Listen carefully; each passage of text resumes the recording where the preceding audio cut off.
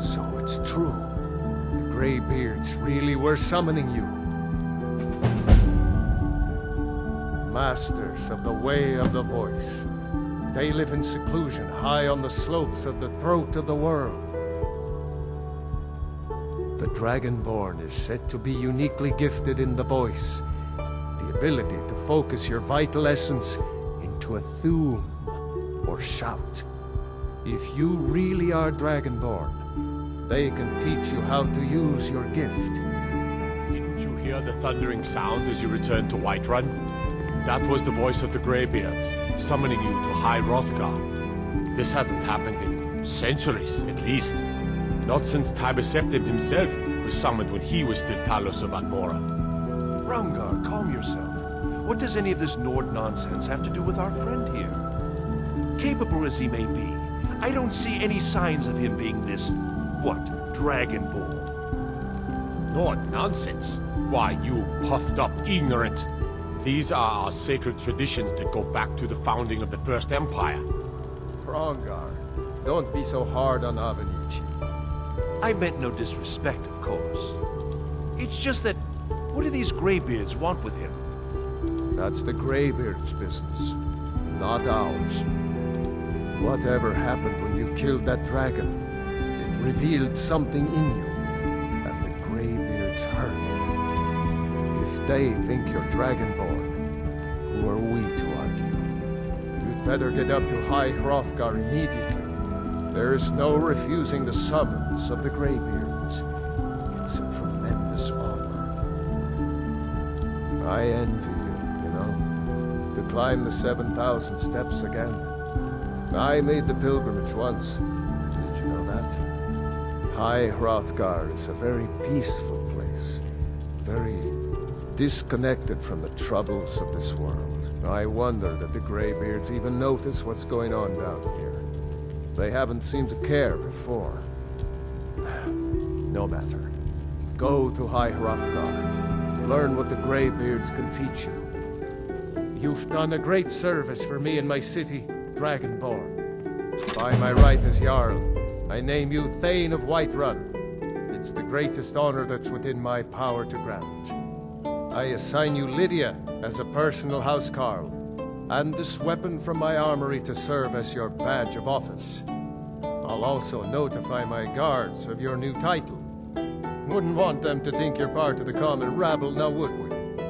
We are honored to have you as Thane of our city, Dragonborn. Back to business, Proventus.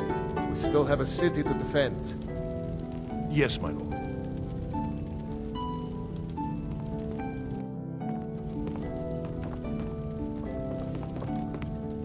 I've been meaning to ask you something. Got a moment? Look, I know I'm not very good at practical things. You know, combat. I rely on you to win our battles, and I shouldn't. So I suppose I was wondering, do you think you could train me? Fantastic! Can't wait to get cracking.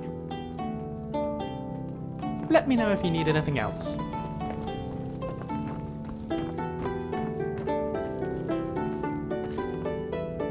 Seriously, how much mort flesh does a person really need? Because I think you might have a problem. Ah, you're convinced that that's what you are then?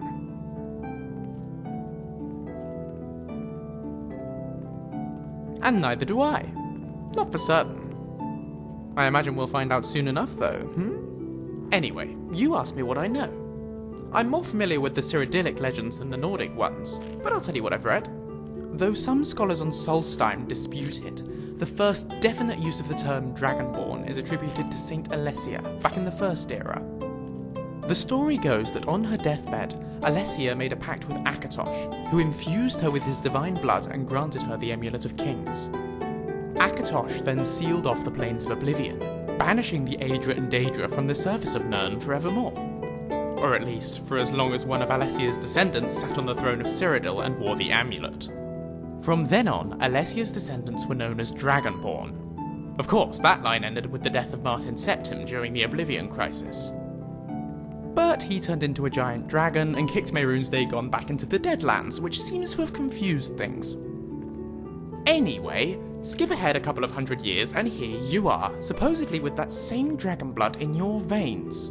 The somewhat primitive Nordic myths claim that lets you absorb the soul of a dragon, which we've both seen you do, and channel it into a shout. But as far as I'm aware, no one ever saw any of the Dragonborn emperors do that. Maybe you're related to them. Maybe the gods just like you.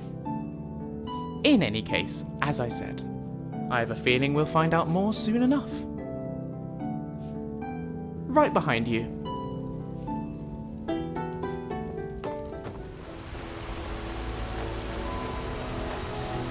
So what do I call you now? Your faithfulness? Your fainship? Fainify? And watch out for Lydia though. She seems a bit weird.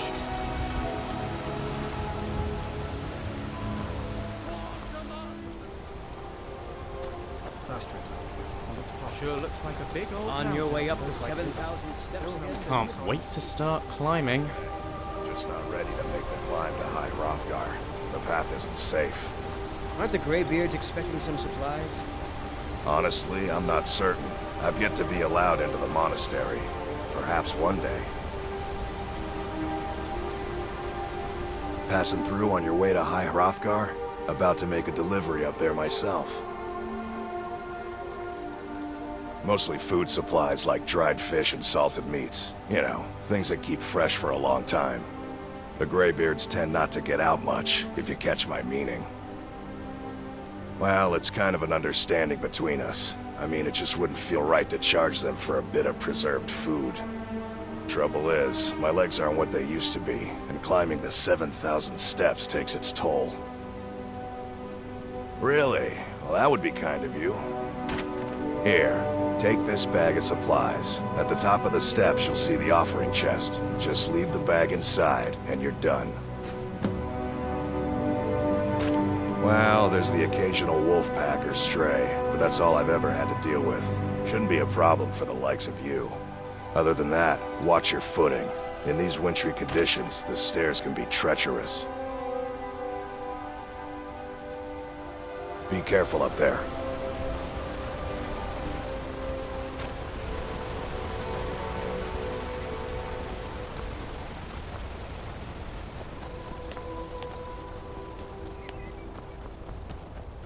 Before the birth of men, the dragons ruled all Mundus. Their word was the voice, and they spoke only for true needs. For the voice could blot out the sky and flood the land.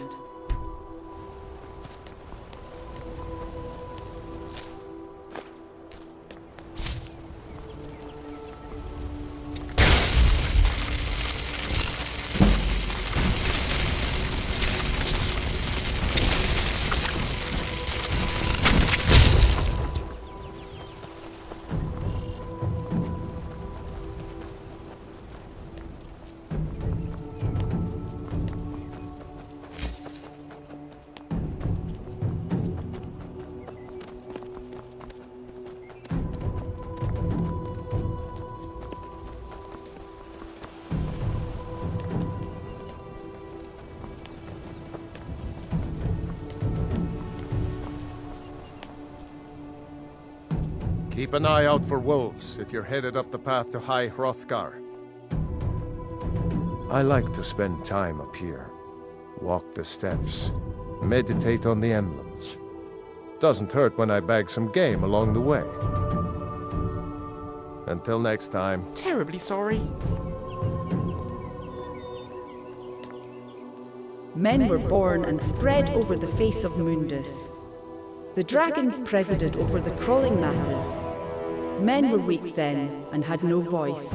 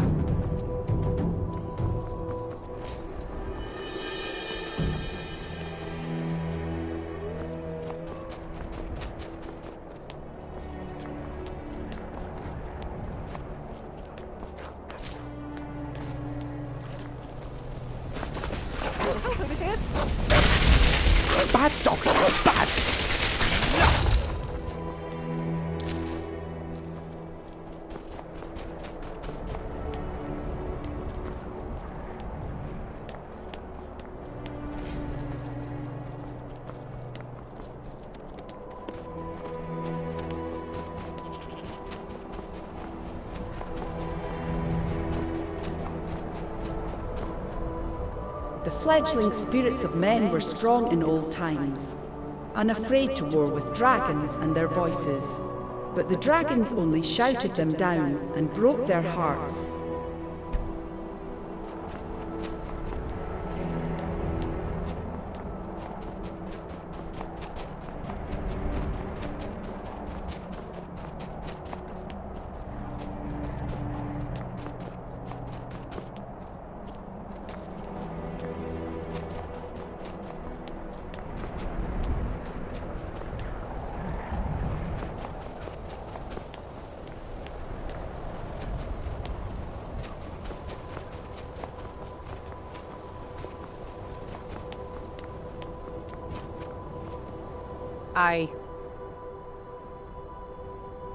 Walking the steps, meditating on the emblems. I make this trip every few years. All right then. Pine called on Parthurnax, who pitied man. Together they taught men to use the voice. Then dragon war raged, dragon against tongue.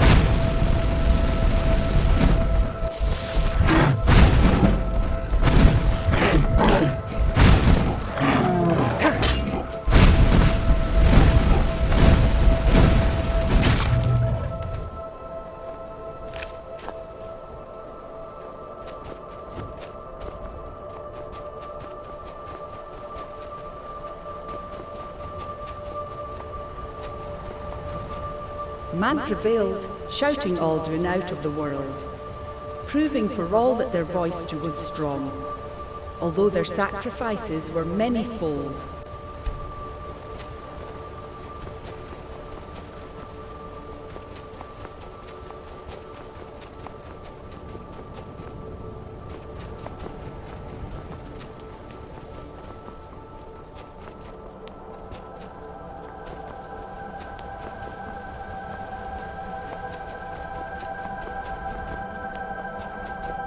With roaring tongues, the Sky Children conquer, founding the first empire with sword and voice, whilst the dragons withdrew from this world.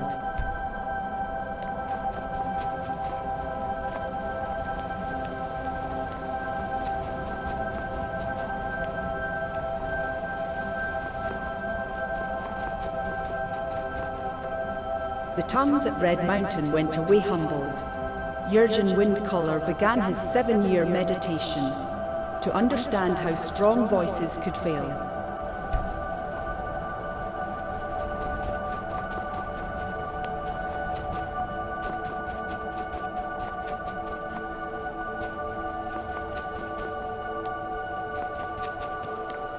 Jurgen Windcaller chose silence and returned.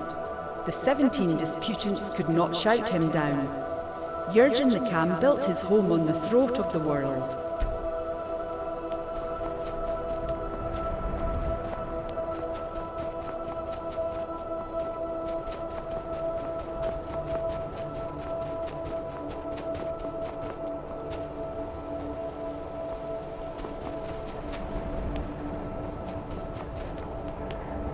All silent, the Greybeards spoke one name. Tiber Septim, stripling then, was summoned to Hrothgar, the blessed, and named him Dovahkiin.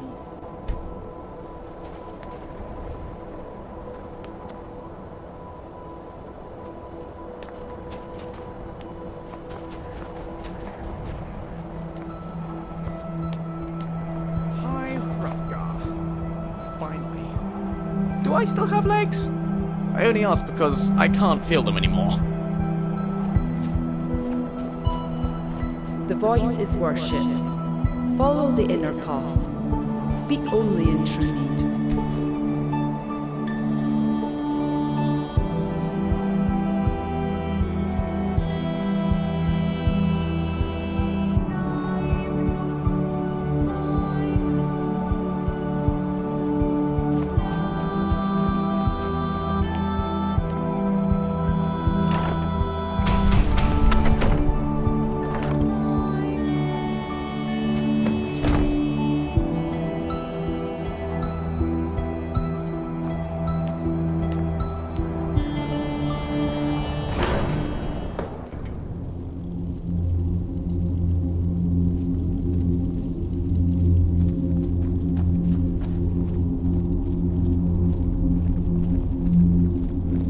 So, a Dragonborn appears at this moment in the turning of the age. We will see if you truly have the gift. Show us, Dragonborn. Let us taste of your voice.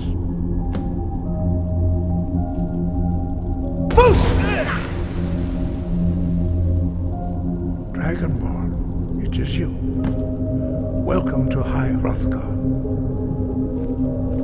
I am Master Arngir. I speak for the Greybeards. Now, tell me, Dragonborn, why have you come here? We are here to guide you in that pursuit, just as the Greybeards have sought to guide those of the dragon blood that came before you. You are not the first. There have been many of the dragon blood since Akatosh first bestowed that gift upon mortal kind. Whether you are the only dragonborn of this age, that is not ours to know. You are the only one that has been revealed thus far. That is all I can say. You have shown that you are dragonborn. You have the inborn gift. But do you have the discipline and temperament to follow the path laid out for you? That remains to be seen. Without training, you have already taken the first steps towards projecting your voice into a thum, a shout. Now let us see if you are willing and able to learn. When you shout, you speak in the language of dragons. Thus, your dragon blood gives you an inborn ability to learn words of power. All shouts are made up of 3 words of power. As you master each word, your shout will become progressively stronger. Master Einarth will now teach you Ro, the second word in Unrelenting Force. Ro means balance in the dragon tongue. Combine it with Fus, force, to focus your thumb more sharply. Ro.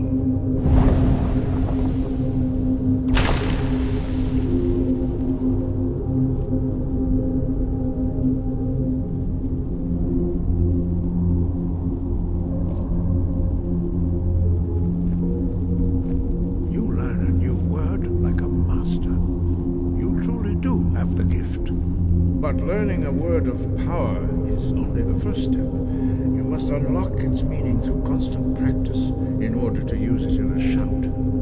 Well, that is how the rest of us learn shouts. As Dragonborn, you can absorb a slain dragon's life force and knowledge directly. As part of your initiation, Master Einarth will allow you to tap into his understanding of Rome.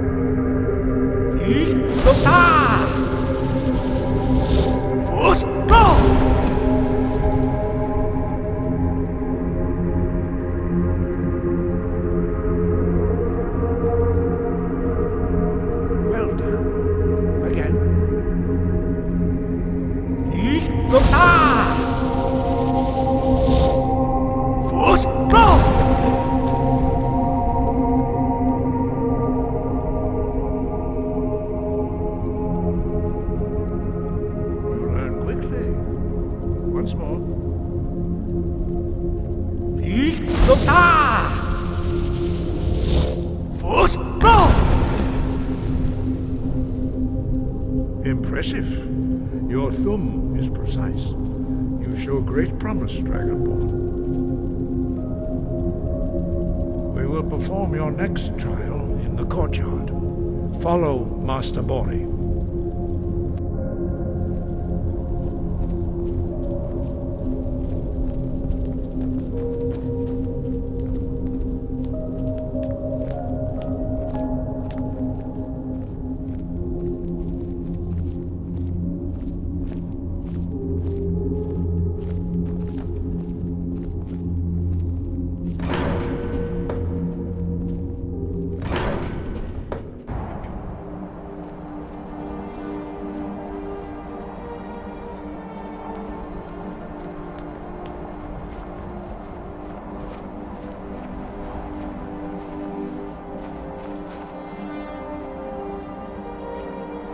See how you learn a completely new shout.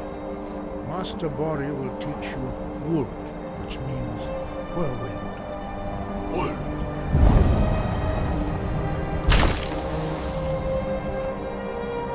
You must hear the word within yourself before you can project it into a thumb. Approach Master Bori and he will gift you his knowledge of Wold.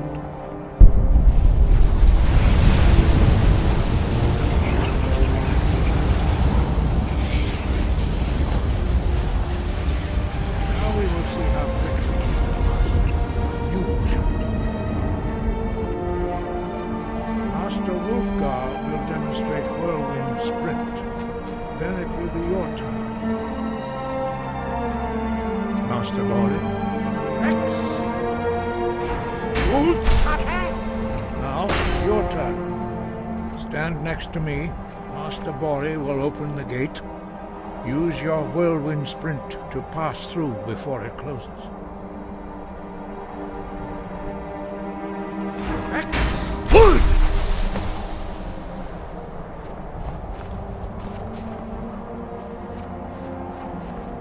Your quick mastery of a new thum is astonishing.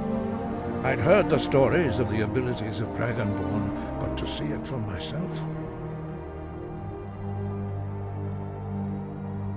You are now ready for your last trial. Retrieve the horn of Jürgen Windcaller, our founder, from his tomb in the ancient fane of Ostengraf. Remain true to the way of the voice, and you will return.